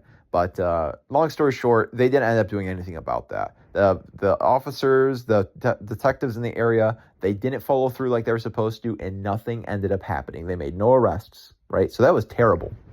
So now I carry a whistle with me, and I've had to blow the whistle this year because on one of the days there was 3 people. It was really hot, so I can understand. So the first day, or the first guy, I'll use his name. His name was Mike. If people know him, I highly doubt it, but Mike, if you're watching this, you're a fucking asshole, dude. Mike, there is no reason for you to be the way that you are. I try to help you out. I try to be nice, but you do not want to be nice at all. So, Mike, I highly doubt you're listening, but you need to shape it up, man, because you do not need to be threatening me about me not giving you free shit. It doesn't work that way. So, poor Mike, this poor kid, I do feel bad for him, but just as well, like, he's kind of a fucking asshole, so I can't feel bad for him. My photographer at the time, the hickey kid, maybe we'll just give everybody like some funny names so that it would be easier to talk about people. But my first photographer this year, the one with the hickeys, the hickey kid, he had told somebody, he basically said that he'll get them an ice cream, that he can get them a free ice cream from my business, which first of all is a big no-no to me. You do not guarantee free stuff from my business. You barely work for me. You do not have the authority to guarantee free shit from my business to anybody, especially some random person that you just knew who was like, he just happened to, because this photographer worked a different job, and so he had been serving this guy at his other job. It's like, oh, you should come get some free ice cream on the house from me, yada, yada. It's like, it's not going to work like that, man. So, and mind you, this guy was like a drunk. Mike, I'm very sorry, but it's the fact of the matter is that you threw up all over because you're drunk. So, I didn't want him in my area because if somebody's blatantly, blisteringly drunk, like another B word, belligerently drunk, like sloppy doppy all over the place, crazy, like this guy's going to burst at any second. If this person comes up and he's like going to be in my area and it's like, dude, I don't want to serve you. Like, one, I don't have to serve you. Like I reserve the right to withhold service from anybody who I do not deem deserves to either enjoy my ice cream or has not been nice enough to enjoy my ice cream. So basically with that, I was like, no, dude, like first of all, you don't get to guarantee, speaking to my photographer, you don't get to guarantee free ice cream to anybody just because you work here. Like, that doesn't work like that. And number 2, I don't want to serve this guy. And as I'm not, like, you would think I'm making this up. I am not. I'm trying my best to be as truthful as possible. As I'm explaining to my photographer why I don't want to serve this guy, he throws up all over the place right in front of my stand. Like, and I'm not talking like, bleh, it's like, sorry if that was loud, but a lot of throw, just like, and it's all water. So he's just been drinking. So it's just all over the place. And he's like, oh my God. And he's like, I'll clean that up. And I was just looking at my photographer like, dude, like, this is 100% your fault. Like, this is 100% on you because 1, you're not supposed to do that, and 2, you should know better that if somebody's like super drunk and like this, that I don't want them over here. Like, I've had this problem in the past, like trying to steer people away from us because they look like, death, or they look like they're going to do something like this. And so when this happens, this is your fault. But it's not like I reprimanded him. It's not like I wrote him up. It's not like I docked his pay. There was nothing I can do. And I wouldn't dock somebody's pay. That's not how I operate either. That's just a very unethical business practice. And if you're able to do that even legally, But anyway, so this guy threw up, and he was like, "Oh, I'm going to clean it up, and then I'll get because at this point the photographer was going to buy him an ice cream. So he's like, and I was making the ice cream, so I was like, whatever, if he's going to buy it, I'm going to, $5. Okay, now I can do the transaction, whatever. So after he threw up, he like went down the road and like sat on a bucket for like the next hour and a half, and then like I gave the ice cream to somebody else, and then he came back later, was like, "Hey, dude, where's my ice cream?" I was like, "You're not getting an ice cream." I was like, "Are you serious?" I said, "You threw up and you didn't clean it up." I said, "You're not getting anything." And now this guy starts to threaten me with violence. "Oh, I'll beat your ass, like this and this." I turned around, I was like, "What?" And then he's kind of a pussy. He's like, "Oh," he like throws his hand in the air and like walks away. And it's like, okay. So a police officer comes, and I was like, I didn't call the cops. I was just like, fuck it, whatever, That's stupid. If he comes back, we'll have a problem. But he's just kind of like loitering in the area the whole time. And it's like, maybe I should have called the cops and done something about this. Like, this guy. But what are they going to do is the thing, because I know what they're going to do. They're not going to do anything. Right? So that's the issue. And I can tell you more about how I know that's the case in a second. So this is the same day still. It's still hot. I went down the road to one of the bars, and I got some water because, I know them. They're cool. And they're like, "Yeah, here's some water. Just cups of water." They gave me a pitcher of ice water. So I'm drinking it and whatnot. And this one bigger dude, starts screaming at me, another homeless guy. "Yo, give me that water, man." I was like, "I'm not giving you I was like, "No." It's like, he's like, "Don't make me go over there and take this water." And I'm thinking, oh my God, is he actually going to come over here and like try to take stuff from me? So I grab like my cash box and whatnot, because like, we're walking down the road, my photographer and myself anyway, to like do something else. And he's like yelling at me more. And I'm like, yo, this is not happening right now. Like, I don't give a fuck like what you think's going on. Like talking to my photographer, we're just being like, "Yo, dude, what are you?" So we went down the road and we grabbed one of the other business owners who actually used to be the old mayor, who we won't talk about this as much, but so one of the owners of the owner of this restaurant, he comes and walks with me because I wanted to talk to him anyway, but I was like, "Yo, I got some guy going crazy. You just want to like come talk to me outside?" And he's like, "Yeah, no problem." So we went over to my stand, and then we're talking, and then no problem from this guy, from me for the rest of the day at least. So then later on, person number 3, obviously another homeless guy, came down. I'm not going to say somebody with no shirt, no shoes, no socks is homeless, but, when you look homeless, maybe you're homeless. This guy was probably homeless, sorry to say. Yeah, it was hot, but if there's a difference between not wearing a shirt and not owning a shirt. You know what I'm saying? Sorry to say, buddy. But so this guy, this new person, this shorter dude comes up, and he's just like doing whatever. I was closed because it was starting to rain. Right, it was like 6:30 at this point. And so this guy is giving me a hard time. And so I actually had met one of my other friends. So I had 2 people with me. I had my photographer and my other friend. And he was just like chilling with me because this guy's kind of getting out of hand. He starts touching my stuff. Mind you, my machine, my rolled ice cream machine, it's referred to as an anti-griddle, opposite of like a griddle, or an ice top is what I call it. So it gets negative 13 degrees Fahrenheit, which is damn cold. If you got water on your finger and you put it on that machine and it was negative 13, you could not take your finger off. If you ripped your finger off, you would be losing the skin on it. It gets that cold. So I don't want people touching it. 1, it's not sanitary. And 2, you just shouldn't be touching it. And 3, it's going to be cold as hell. And if you get your finger stuck, if you got a little bit of water on your finger, I'm going to laugh when you rip your finger off and you start bleeding because you just lost a layer of skin. Not my fault. It's going to be hilarious until I got to scrape that, remnants of a finger off of my ice top. So this guy was and again, this guy's drunk. He's belligerent. He's just doing whatever. And he just starts talking crazy. Like, I don't even know how it escalated to this point. To now, like, I got my phone out. He slaps my phone out of my hand. I'm like, oh my fucking God. It's like, so this is what's going to happen, huh? It's like, okay, great. So I blow my whistle, and I told people already, like, in the area, if you hear this whistle, come out, pop out, because I need some assistance. Because this guy had like 2 other people with him. He was just getting pissed, and he was like screaming and whatnot. And I'm like, how have we gotten here? So finally somebody comes down from like one of the bars, and this guy like literally throws him away. He's like, "Yo, get the fuck out of here." Goes full gangster on this dude. And it got out of hand quick.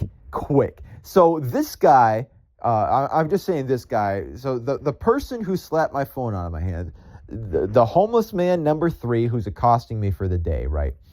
This guy knows some other dude on the street who is clearly a gangbanger. clearly a gangbanger. We do have Bloods, we do have Crips, we have gang members in our area here.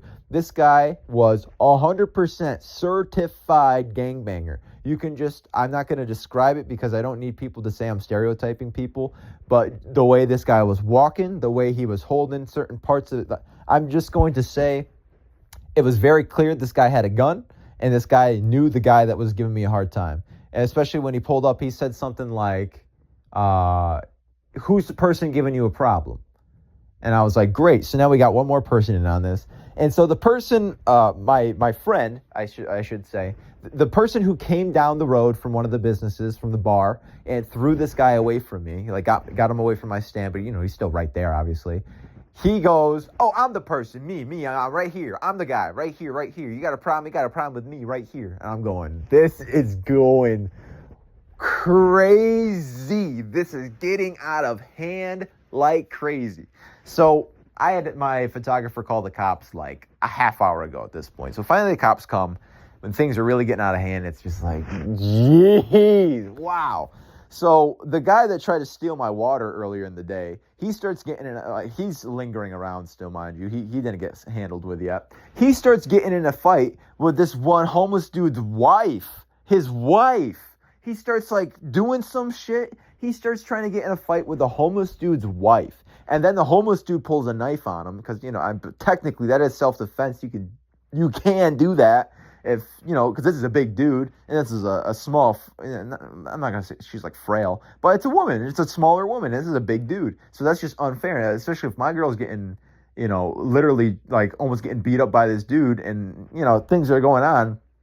A similar circumstance might play out to where, so the cops are literally, I gave my cop my ID because he's taking like information and stuff. He has to give me my ID back, go handle that situation, and then he comes back and he's like, okay, all right, so are you done for today? It starts raining, basically. It's like kind of sprinkling, or it's like beginning to rain. I'm like, yeah, we're getting out of here. He's like, yeah, it's probably a good idea. It seems like things are going to kind of get out of control really quick. And it's like, oh my God, it's been like this all day, man. Like, you don't understand. I'm just trying to sell some ice cream. Like, how is it this difficult?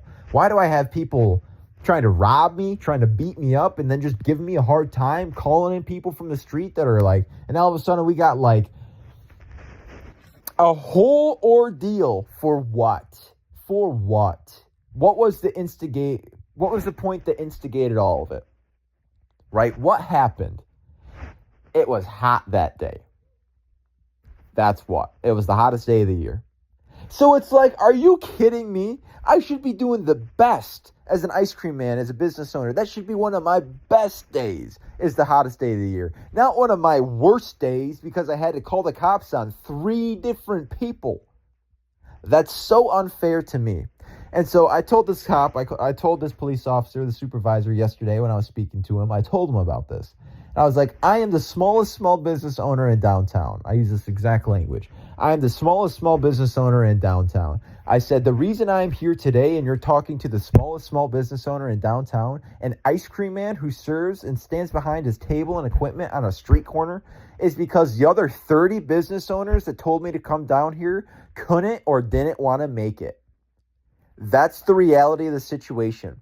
When I talk to all these other, and I'll use some, when I talk to the owners of Strange Brew and the Island Hut and Binghamton Hot and Kraft and China One and Saul Stearns, and I talk to the owner of Oakdale Pizza, and I talk to the owner of the Stadium 138 and Black Sheep Tavern and Stone Fox and Muckles and the Grove and Merriam's.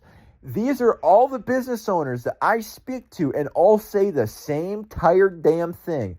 We're tired of having issues with the homeless people. The police aren't doing anything about it. So my message to the police officers yesterday, I said to them, I understand, because not only do I talk to all the business owners, not only am I one of the business owners, I've been a resident of Binghamton for 24 years. I talked to the police in the area. They've told me their side of the story as well. I've yet to make an audience with the king, had a meeting with the mayor. So I have, and furthermore, I've spoken to the city clerk's office, and I'm setting up a meeting now with the councilman about this. We've had email chains about.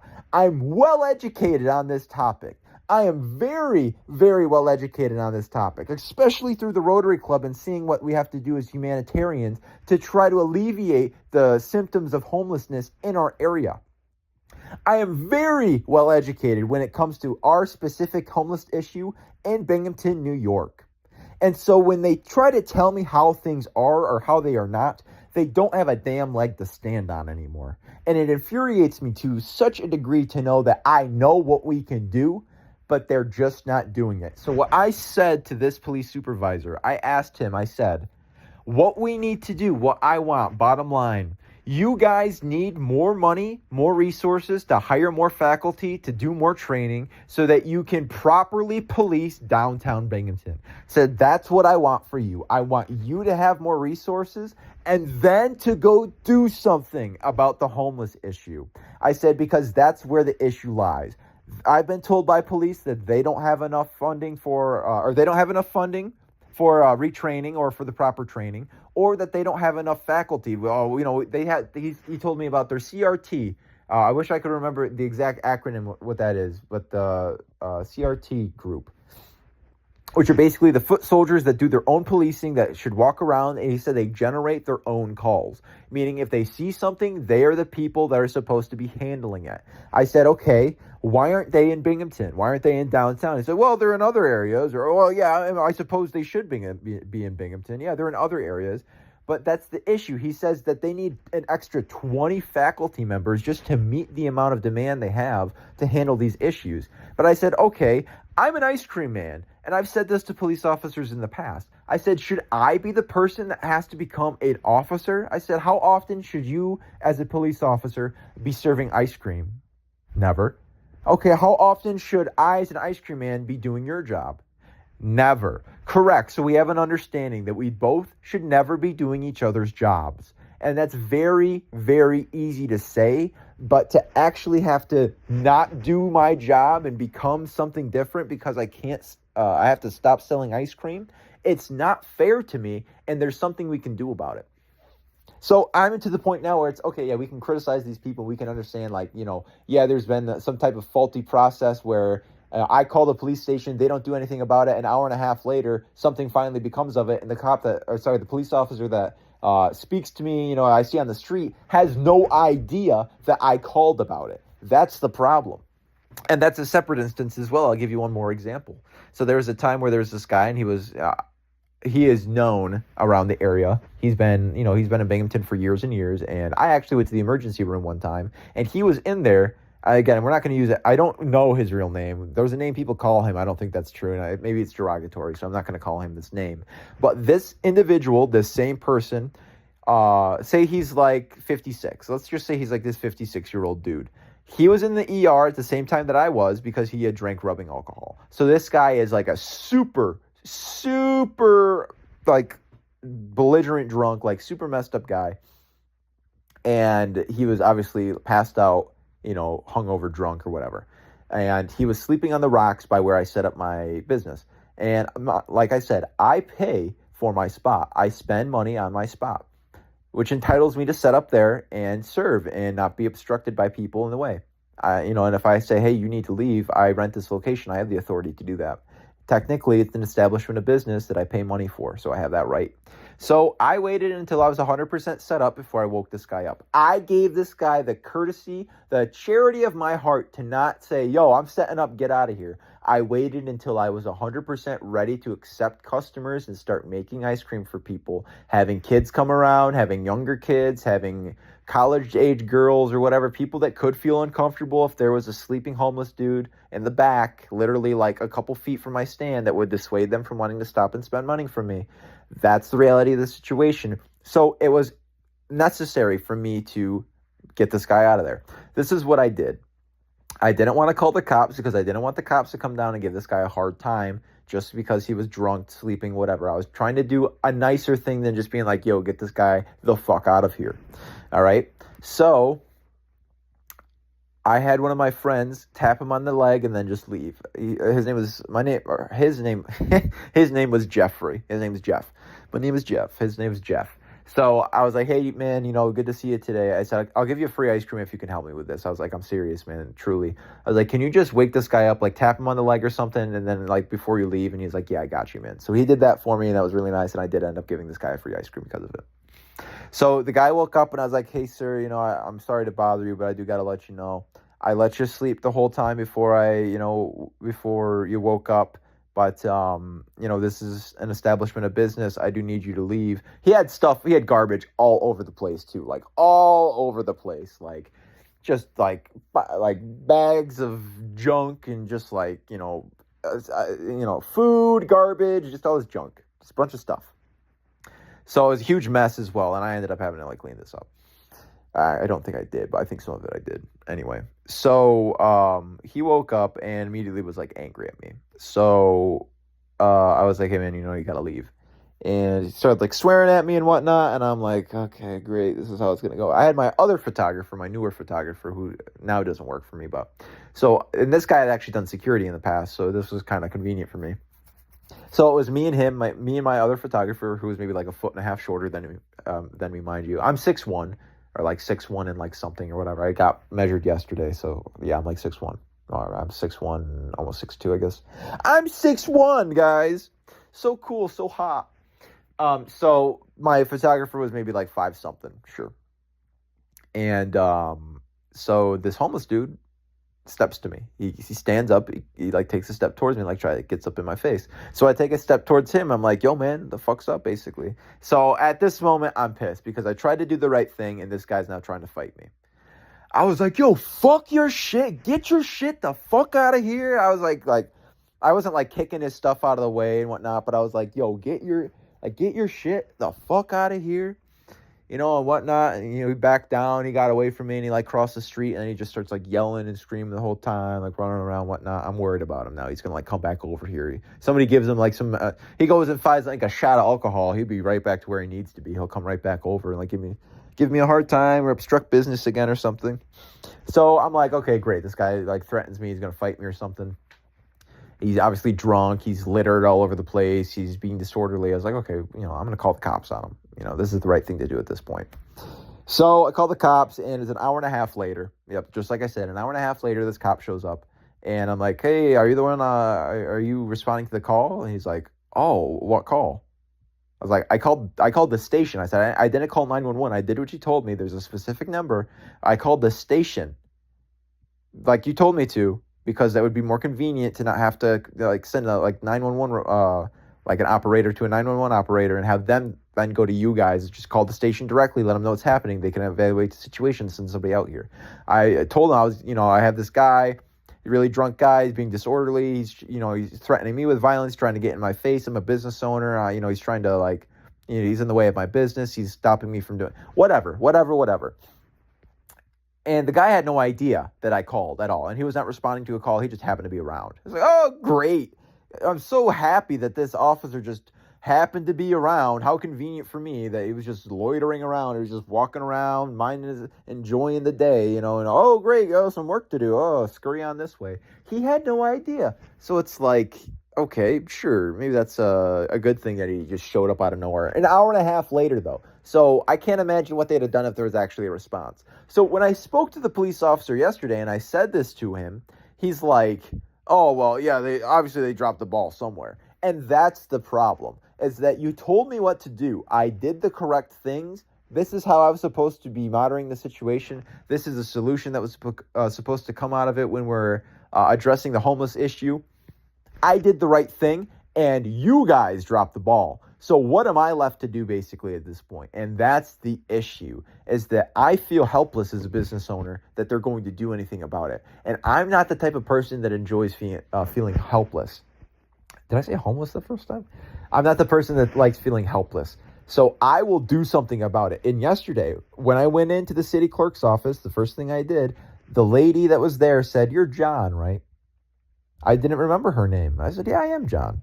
"Oh, I think I know who you're here for today," because I was emailing this one lady. "I'll go grab her really quick. Her name's Sam." So she grabbed Sam.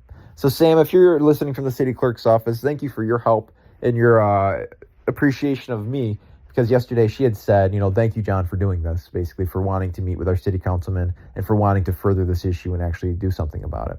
She didn't say all that. She just said, thank you, John. But, obviously she meant a lot more than that. So, Sam, if you're watching, I appreciate it. And you've been a good inspiration to me to keep going. And hopefully we can work together, the city clerk's office.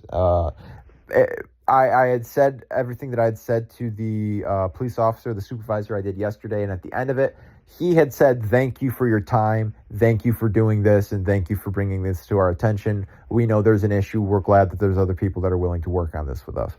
The other police officer who I had met firstly, who told me to take them with me, take the homeless people with me back to my houses, his first response to what he thought I was trying to bring to his attention, he had come out and said, hey, I'm sorry. We get a lot of calls, obviously, about people being upset about what we did the other day, but I think it was the right thing to do, yada, yada. Thank you as well.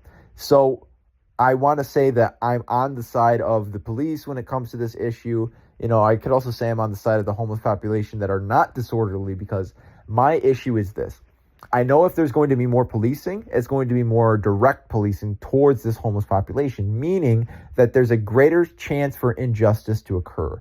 If you don't want a homeless person to be doing something, you can say, oh, you're homeless. Well, yeah, okay, this person's homeless. Okay, I can lump you in with all these other people. And at this moment, we have a certain agenda almost, and it's in our agenda to get rid of the homeless people or to do something about them. So that means they're going to be generalized, and you don't want that. So it's a balancing act between the people I care about that are homeless and the people that I, don't care about that are homeless that actually need, I have a great care and a sense of care for a lot of people and for many people and for most people. But the people that are here to hurt and to take away and to murder and to do whatever else, the people that are here to break the law, if you're going to break the law, something's going to happen. There's going to be repercussions. And becoming a protected class as a homeless person, it's a dangerous thing in the regard to, if you were up in Ithaca, for example, they have defunded their police because it was the politically savvy thing to do.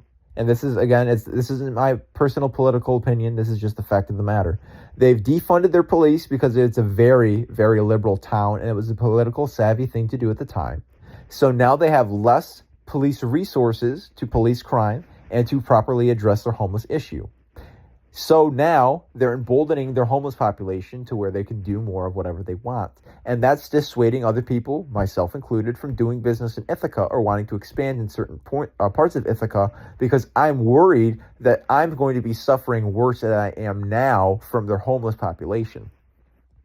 And mind you, I should have prefaced this in the beginning of this podcast today, but none of what I am saying should be used as a levy against homeless people. They do not all act in unison. But the issue is, I don't want there to be over-policing to try to make up for the under-policing that's been. So we need to do the right thing at the right time, not more of what we think is the right thing when it's not the right time. I hope that makes sense to enough people. I've gone on for a little bit, and I hope that enough of the information that I had to share today got through to the people that hopefully are tuning in to listen.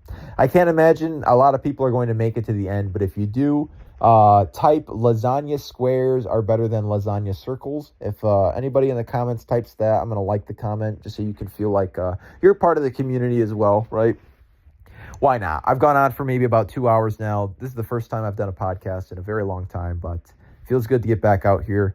I will be probably posting a sock video today. I will hopefully be creating this brand to kind of be more intertwined with who I am and what I can offer. So whether it be Vibes Rolled Ice Cream, Socks with John, John's Breakfast and Lunch, the Holistic Health and Wellness Fair, or just my advantageous ass trying to get things done in my life, I will always do them with the best intentions. Basically, I don't want to hurt anybody. I just want to make the world a better place in the best regard I can. But that's all that I have for me today. I think that was a good way to kind of send things out. Please check us out on all the other accounts that we have. Thank you, everybody, for tuning in to the In One Ear Out podcast. As always, I'm your host, John, and I will see you in the next one. Take care. Adios, muchachos. Peace.